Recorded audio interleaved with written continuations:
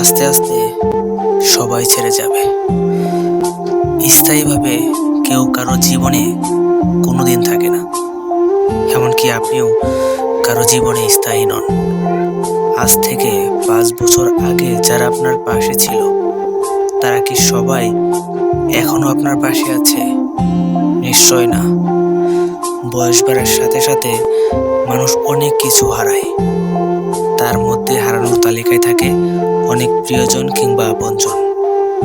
কেউ কারো জীবনে স্থায়ীভাবে কোনোদিন থাকতে আসে না।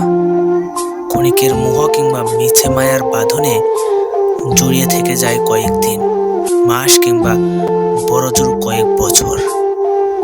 তবে সবচেয়ে আশ্চর্যের বিষয় হচ্ছে, এই আসা যাওয়ার মাঝে মানুষ সবাইকে মনে রাখে না। মানুষ ঠিক তাদেরকেই মনে রাখে যারা কষ্ট দেয় কিংবা প্রচণ্ড ভালোবাসত একটা সময়। জন্মের পর থেকেই মানুষ একা, ভীষণ একা। পৃথিবীর অপরিহার্য নিয়মের বাইরে গিয়েও কেউ কারো জীবনে স্থায়ীভাবে থাকতে পারে না কখনো। মানুষ আসে, স্মৃতি আবিষ্কার করে আবার চলে যায়।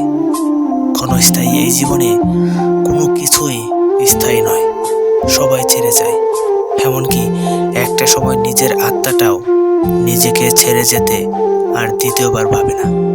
সেখানে মানুষ ছেড়ে যাবে না, তা কি করে হয়?